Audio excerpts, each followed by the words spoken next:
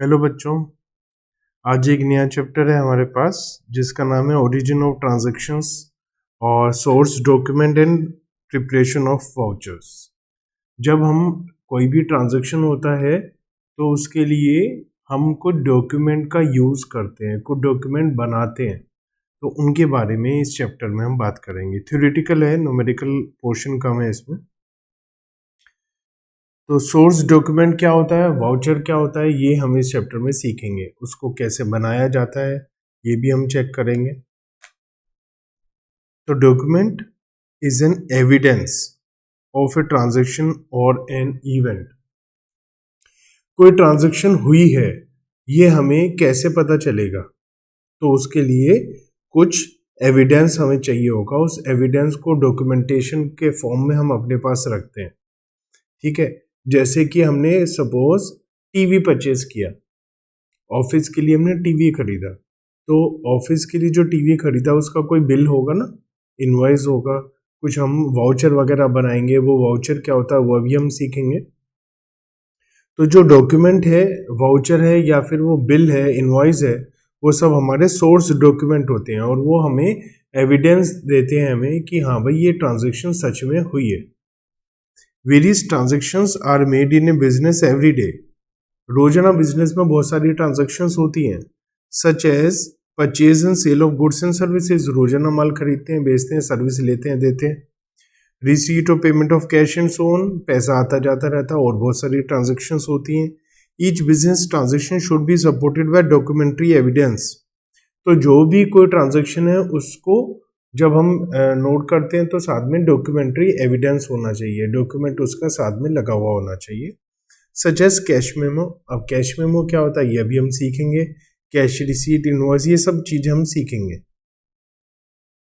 तो ये सारी जो डॉक्यूमेंट्स हैं इन सबको हम सोर्स डॉक्यूमेंट बोलते हैं। तो सोर्स डॉक्यूमेंट क्या है, अकाउंटिंग में सोर्स डॉक्यूमेंट का बहुत अहमियत है, क्योंकि जब भी कोई ट्रांजैक्शन होती है तो ये उसका एविडेंस होते हैं। द सोर्स डॉक्यूमेंट्स एक इंफॉर्मेशन देते हैं हमें कि हाँ भाई हमारी ये ट्रांजैक्शन हुई है और उस ट्रांजैक्शन में क्या डेबिट होना है क्या क्रेडिट। अब ये आपके लिए बिल्कुल नई चीज है, डेबिट और क्रेडिट क्या होता है। डेबिट और क्रेडिट, अभी आपको पता चलेगा कि हमारी दुनिया इसी डेबिट और क्रेडिट पर आकर रुक जाएगी। देखिए, जब भी कोई ट्रांजैक्शन होता है तो हम उसे एक स्पेशल मेथड से, एक स्पेशल तरीके से लिखते हैं। कहाँ पर रिकॉर्ड करते हैं, जर्नल बोलते हैं उसको। क्या बोलते हैं, जर्नल। तो हमारी जो भी ट्रांजैक्शन होती है उस ट्रांजैक्शन को हम जर्नल में लिखते हैं। ठीक है, तो उस जर्नल के दो हिस्से होते हैं, part A, part B. Part A को हम डेबिट और पार्ट बी को क्रेडिट बोल देते हैं। अब कोई कहते हैं डेबिट प्लस होता है, क्रेडिट माइनस होता है। बिल्कुल नहीं, ये जैसे प्लस माइनस होता है, मल्टीप्लाई डिवाइड होता है, जैसे दिन और रात होती है, अंधेरा और रोशनी होती है, ठीक है, ऐसे ही डेबिट और क्रेडिट होता है। ये किसी और के चीज के जैसा नहीं है, ये अपने जैसा है। हमने दो अलग अलग पार्ट में डिवाइड किया है अकाउंटिंग में हर चीज को, जिसे हम डेबिट या क्रेडिट बोलते हैं। ठीक है, तो डेबिट और क्रेडिट क्या हुआ है ये भी हम लिख देते हैं वाउचर में, सोर्स डॉक्यूमेंट में। We can divide a source document, we can define a source document as a source document is a written document containing details of transaction। तो इस सोर्स डॉक्यूमेंट में ट्रांजैक्शन की डिटेल आएगी। ठीक है, a source document is of prime importance in accounting because accounting is based on factual financial information, that is evidence। इसकी बहुत बहुत बहुत ज़्यादा इम्पोर्टेंस है। उसका रीज़न क्या है कि अकाउंटिंग में जो कुछ भी हम रिकॉर्ड करते हैं उसके लिए हमें एविडेंस की रिक्वायरमेंट होती है। फॉर एग्जांपल, एक cash memo showing cash sales, an invoice showing sale of goods on credit, bills of purchases showing purchase of goods on credit, a receipt made by the receiver for cash etcetera. ये सारी चीज़ें अभी हम सीखने वाले हैं आगे इसी चैप्टर में। तो ये जो नाम है आपके लिए नए हैं, लेकिन अभी हम एक एक करके सबको सीखेंगे, तो आपको अभी ज़्यादा टेंशन लेने की ज़रूरत नहीं है। These documents are source documents and are evidence in support of transaction.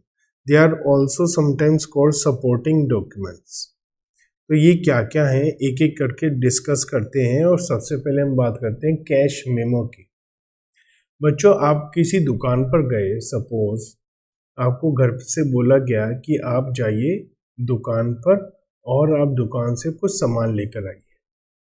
For example, आप किसी मॉल में गए और मॉल में आप किसी फूड जैसे बिग बाज़ार है या डी मार्ट है, ऐसा कुछ आप पहुंच गए, विशाल मेगा मार्ट, ऐसे बहुत सारे हैं, रिलायंस का भी है। तो आप वहां पहुंचकर आपने कुछ सामान खरीद लिया, तो वहां से आपको एक डिटेल बिल मिल जाता है, जिसे हम बोलते हैं बिल। उसमें लिखा होता है कि क्या क्या खरीदा, कितने रुपए का है।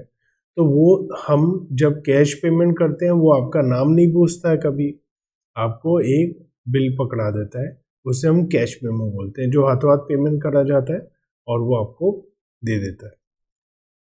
Cash memo is prepared by the seller when goods are sold against cash. Cash sale होती है तो हम कैश मेमो बनाते हैं। It has details of goods sold, कितना माल बेचा है, उसकी क्या क्वांटिटी है, क्या रेट है, टोटल अमाउंट, ये सब कुछ उसमें लिखा जाता है। डेट ऑफ ट्रांजैक्शन भी लिखी जाती है। कोई टर्म्स एंड कंडीशंस है तो वो भी लिखी जाती है कि माल वापस नहीं होगा, होगा तो संडे को होगा, 2 से 5, संडे को नहीं होगा, 2 से 5 होगा, ऐसा जो भी बहुत सारी कंडीशंस है वो लिखी होती है। It is an evidence for the purchases for goods purchase again cash. हमने जो कैश के अगेंस्ट में माल खरीदा है वो यहाँ पर हमारा आ जाता है। For the seller it is an evidence of sales for cash. तो सेलर के लिए क्या है एविडेंस कि उसने माल बेचा है, और परचेजर के लिए क्या है कि उसने माल खरीदा है। कैश मेमो, जैसे सपोज आपने एक घड़ी खरीदी, घड़ी एक नहीं बहुत सारी खरीदी है क्या, तो यहाँ पर कैश मेमो है, किसने बेची है उनका नाम है, सेलर का नाम है, तो ये क्या है, नेम ऑफ सेलर, वेंडर। ये डेट ऑफ ट्रांजैक्शन है, date of transaction, GST number, address of vendor, किसको बेचा है। जनरली यहाँ पर लिखा नहीं जाता नाम कैश मेमो में, किसे बेचा है उससे कोई लेना देना होता नहीं है। क्वांटिटी, डिस्क्रिप्शन, नाम आ जाएगा, रेट क्या है, टोटल अमाउंट आ जाएगी। जैसे 20 वॉच कंपनी है तो 20, रिकॉन एक वॉल क्लॉक की कंपनी है, ज़्यादातर वॉल क्लॉक चलती है, वैसे तो और भी होती है। तो उसका मॉडल नंबर लिखा है, उसका रेट लिखा है, उसका अमाउंट लिखा है, ऐसे ये लिखा है, टोटल अमाउंट, डिस्काउंट है, इस जनरली ये ट्रेड डिस्काउंट होता है, तो ये अमाउंट हो गया। अब इस पे जीएसटी लग गया, GST local with in the same state भेजने की वजह से सीजीएसटी और एसजीएसटी होता है। कैश मेमो में ज़्यादातर यही होता है। तो ये जीएसटी ऐड होने के बाद में हमारा अमाउंट आ गया। अमाउंट को हमने वर्ड्स में भी लिख दिया, 15,680 ओनली।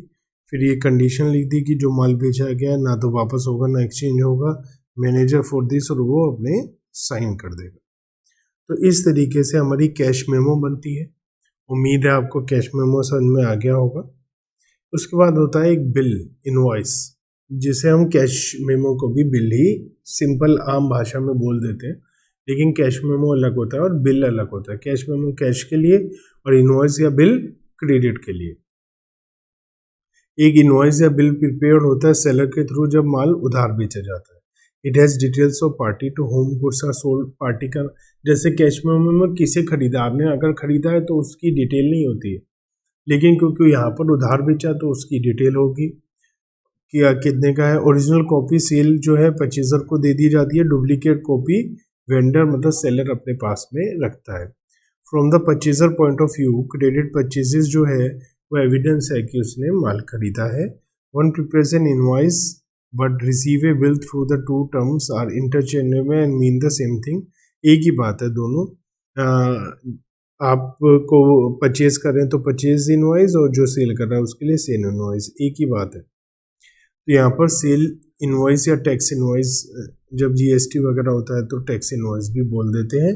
ये वेंडर का नाम, address, GST number, invoice number, date क्या है, किसको बेचा है, देखिए अब यहाँ पर डिटेल आ गई, पहले नहीं थी डिटेल, अब आ गई। तो नया काम क्या है, परचेजर्स नेम, पहले नाम नहीं आया था, अब आ गया है। रीजन बीइंग उधार बेचा है तो बाद में उनसे पैसा भी अभी लेना है। क्या क्या क्वांटिटी है, क्या क्या आइटम है, ये सब आ जाएगी। और ये स्टेट के बाहर होगा तो IGST लगा है।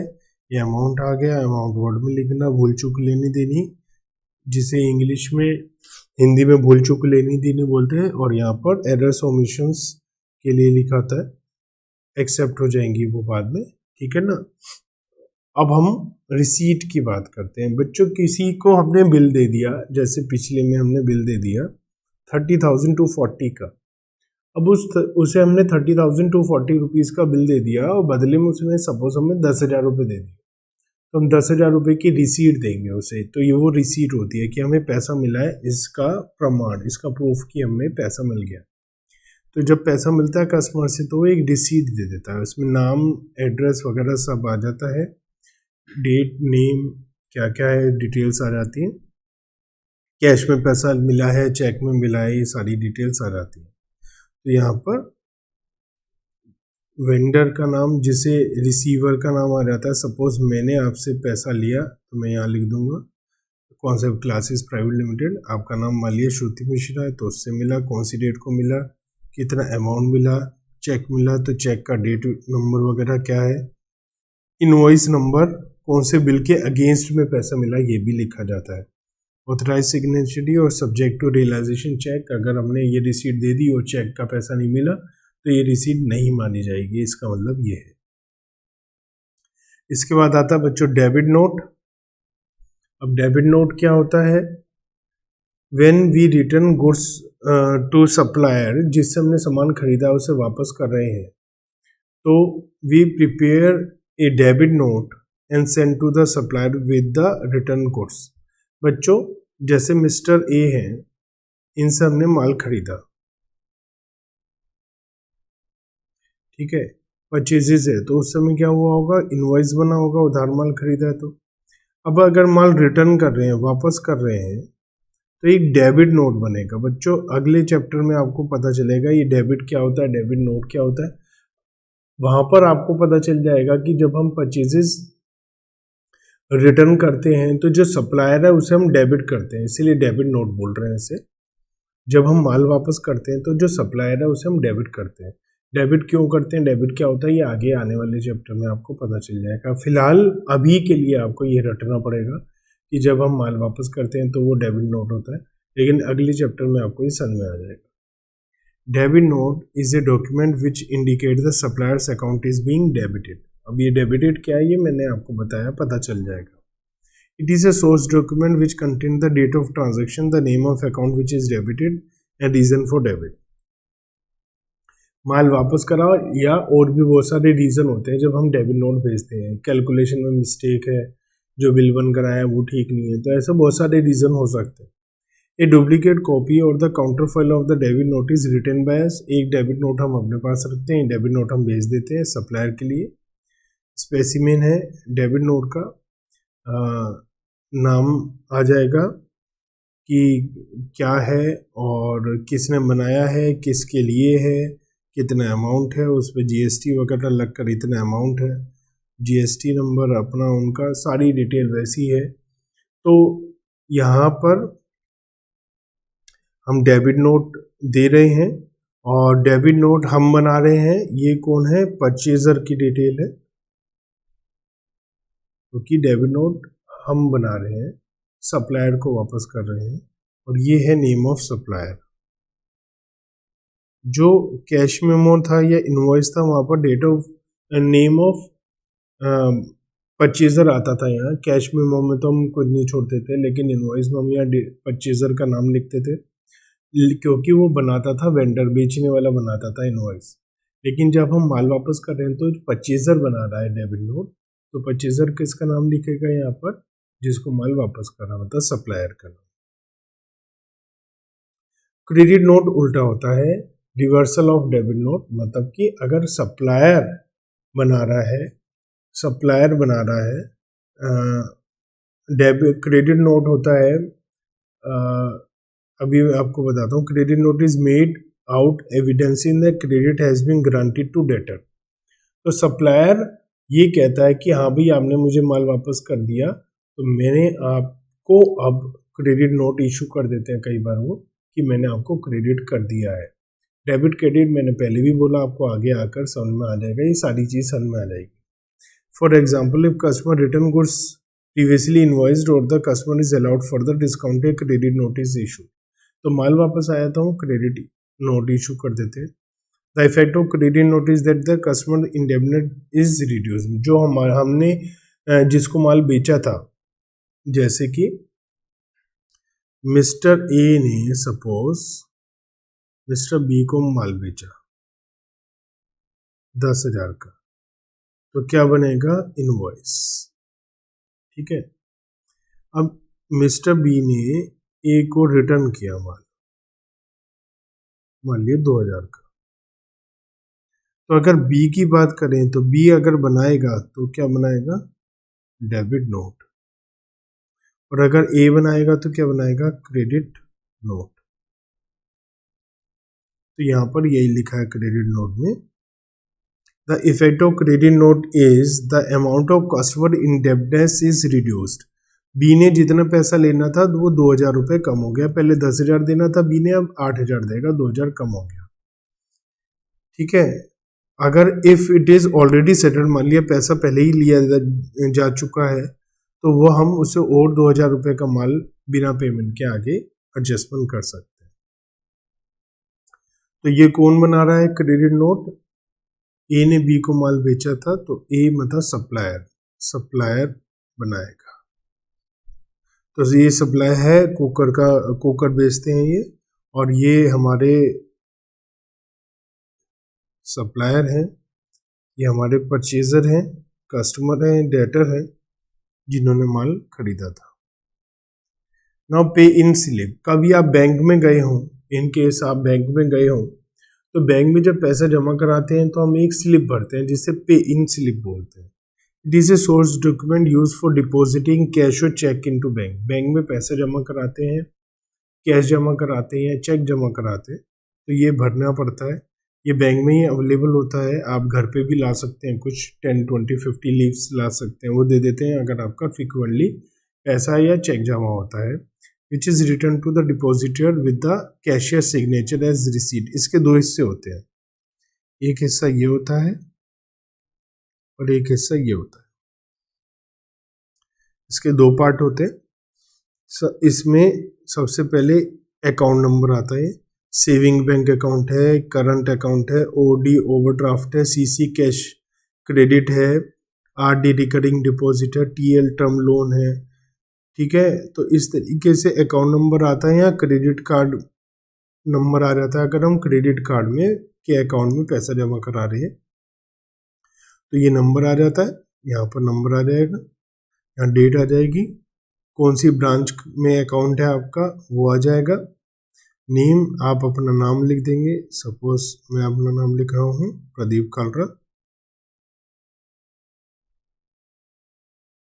ठीक है, मोबाइल नंबर, ईमेल आईडी, आप ये मत कहना ये स्मॉल लेटर्स में लिखनी होती है, नहीं, हमेशा कैपिटल लेटर में लिखना चाहिए ताकि राइटिंग सन में आ सके। सपोज 10,000 रुपये जमा कराएं तो 10,000 ओनली, 2,000 के 5 नोट हैं। ठीक है, और अगर चेक होता तो यहाँ पर लिख देता चेक नंबर 27984 है सपोज, डेट 15/5/2021 है। नेम ऑफ बैंक, कौन से बैंक का ये चेक है, मान लिया आईसीआईसीआई बैंक है, आईसीआईसीआई बैंक। ब्रांच का नाम लिखना है कनाट प्लेस दिल्ली। 20,000 रुपये हैं तो वो 20,000 रुपये आ जाएंगे यहाँ। सिग्नेचर ऑफ डिपॉजिटर, और सारी डिटेल यहाँ पर भी सेम भरी जाएंगी।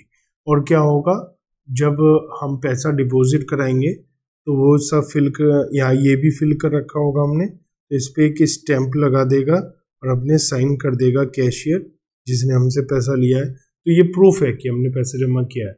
अगर हमारे अकाउंट में पैसा नहीं आता है तो हम ये प्रूफ दिखा सकते हैं। कई बार ऐसा हो जाता है कि आपकी वजह किसी और के अकाउंट में पैसा डाल देते हैं, तो आपके पास प्रूफ नहीं होगा तो प्रॉब्लम हो जाएगी। तो ये पे इन स्लिप होती है। Nowadays bank usually place a box in which cheques along with the filled pay in slip can be dropped. तो एक बॉक्स बना होता है, उसमें आप डाल दीजिए चेक के साथ में। ये वाली चेक के साथ हम ये लगाकर स्टेपल करके डाल देते हैं और ये हिस्सा हम अपने पास ही रख लेते हैं जब हम चेक डिपॉजिट कराते हैं। In such cases counterfoil are not sign. उस समय हमारे साइन होकर नहीं मिलेगा, लेकिन प्रूफ हम फिर भी कह सकते हैं कि ये हमारे पास डिटेल था। The counterfoil of the pay in slip give details regarding the date and amount जो डिपॉजिट हमने किया है।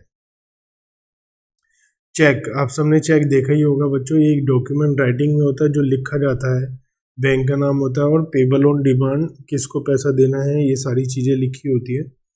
The bank supplies the cheque forms, ये हमें देते हैं। The name of the party to whom payment is to be made is written after the words pay to. तो ये इस तरीका का होता है। मान लिया आपका बैंक अकाउंट है और आपने मुझे पेमेंट करना है, तो हम यहाँ पर लिख देंगे पे टू प्रदीप कालरा। अगर आप चाहते हैं कि मैं कैश पैसा निकालना चाहूँ तो कैश निकाल लो, और अगर आप चाहते हैं कि केवल मेरे अकाउंट में पैसे जाए और मैं कैश ना निकाल पाऊँ, तो ये अकाउंट पे ही लिखा है। अकाउंट पे ये ऐसा लिख सकते हैं, ऐसा कर सकते हैं दो, या यहाँ पर अकाउंट पे ही कर सकते हैं, ऐसा लिख सकते हैं। तो ऐसा करने से क्या होगा, इसका कैश पेमेंट नहीं होगा, इसका पैसा मेरे अकाउंट में ही जाएगा। इस पर डेट होती है, डेट लिखने के 3 महीने के अंदर अंदर फिलहाल के कानून के हिसाब से आपका चेक वैलिड होता है। अगर ये 10,000 रुपये का है तो यहाँ पर वर्ड्स में लिखा जाता है 10,000 और यहाँ पर साइन कर दिए जाते हैं। अब ये चेक नंबर होता है, ये जो शुरू के हैं हमारे पास, ये चेक होता है, इसे MICR नंबर बोलते हैं। ये पार्टली अकाउंट नंबर होता है और ये ट्रांजैक्शन ID होता है। तो ये सारी डिटेल्स होती हैं चेक के ऊपर। देन तो जिसे देना है उसका नाम लिखा जाता है। वर्ड्स और फिगर्स में वैल्यू अमाउंट लिखी जाती है, साइन किए जाते हैं, डेट डाली जाती है। हर चेक का काउंटरफॉल मतलब एक स्लिप होती है, उसे भरा जाता है, वो हमारे पास रहती है, अकाउंट होल्डर के पास रहती है। ठीक है, इसके अलावा और भी बहुत सारी चीज़ें होती हैं, जैसे bill receivable, bills payable, wages sheet, correspondence etcetera. ये सब सोर्स डॉक्यूमेंट होते हैं, ये सारे धीरे धीरे आपको पता चल जाएंगे आगे आने वाले चैप्टर्स में। ठीक है, नेक्स्ट वीडियो में मैं आपको बताता हूँ कि वाउचर क्या होता है।